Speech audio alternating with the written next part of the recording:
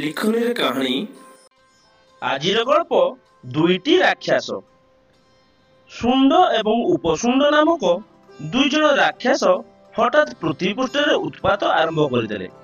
ସେମାନେ ସମ୍ପର୍କରେ ଭାଇ ଥିଲେ। ସେମାନେ ଈଶ୍ୱରଙ୍କୁ ତପସ୍ୟା କରି ବରପ୍ରାପ୍ତ ହୋଇ ଶକ୍ତିଶାଳୀ ହୋଇ ଉଠିଲେ।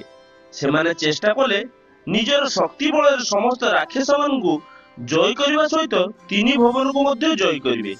ରାକ୍ଷସମାନେ ଏମିତି ବରପ୍ରାପ୍ତ ହୋଇ ଶକ୍ତିଶାଳୀ ହୋଇ ଉଠନ୍ତି ସତ, ହେଲେ ଶେଷରେ ସେମାନେ ସେମାନଙ୍କର ଗର୍ବ ଅହଙ୍କାର ଯୋଗୁଁ ମୃତ୍ୟୁବରଣ କରନ୍ତି। ଶୁଣ୍ଡ ଉପଶୁଣ୍ଡ ପୁଣି ଥରେ ଈଶ୍ୱରଙ୍କୁ ତପସ୍ୟା କରିବାକୁ ଲାଗିଲେ। ଭକ୍ତମାନଙ୍କର କଠୋର ତପସ୍ୟା ଦେଖି ଈଶ୍ୱର ସେମାନଙ୍କ ଆଗରେ ଆବିର୍ଭୂତ ହୋଇ କହିଲେ, ବତ୍ସ, ମୁଁ ତୁମ ତପସ୍ୟାରେ ସନ୍ତୁଷ୍ଟ। ମତେ ତୁମେ ଯାହା ବର ମାଗିବ ମୁଁ ତାହା ପୂରଣ କରିବି। ଈଶ୍ୱରଙ୍କ ମୁହଁରୁ ଏପରି କଥା ଶୁଣି ଦୁଇ ଭାଇ କହିଲେ, ପ୍ରଭୁ, ଏ ତିନି ଭୁବନରେ ଥିବା ଅପରୂପା ସୁନ୍ଦରୀ ଆମ୍ଭମାନଙ୍କର କାମ୍ୟ। ଈଶ୍ୱର ସଙ୍ଗେ ସଙ୍ଗେ ତଥାସ୍ତୁ କହିଦେଲେ। ଏହାପରେ ଈଶ୍ୱର ଅପରୂପା ସୁନ୍ଦରୀଙ୍କୁ ସେମାନଙ୍କ ନିକଟକୁ ପଠାଇଦେଲେ। ସୁନ୍ଦରୀ ତ ଦେଖିବାକୁ ଅପରୂପା। ତାଙ୍କ ରୂପରେ ମୁଗ୍ଧ ହୋଇ ଦୁଇ ଭାଇ ତାଙ୍କୁ ପାଇବା ପାଇଁ ଇଚ୍ଛୁକ ହେଲେ। ସେଥିପାଇଁ ଉଭୟଙ୍କ ମଧ୍ୟରେ ଝଗଡ଼ା ଲାଗିଲା। ଏହି ସମସ୍ୟାର ସମାଧାନ ପାଇଁ ସେମାନେ ଏକ ଚତୁର ବ୍ରାହ୍ମଣ ନିକଟରେ ପହଞ୍ଚିଲେ। ବ୍ରାହ୍ମଣ ଜଣକ ପ୍ରଚଣ୍ଡ ଧୂର୍ତ୍ତ ଏବଂ ଚାଲାକ ଥିଲେ।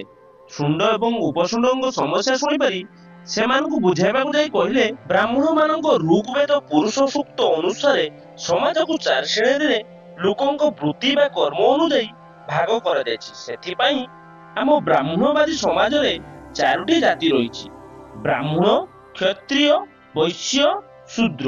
ବ୍ରାହ୍ମଣ ମାନେ ସଦାସର୍ବଦା ବିଦ୍ୟା ଅଧ୍ୟୟନ ଓ ପୂଜା ପାଠରେ ରତ ଥାନ୍ତି।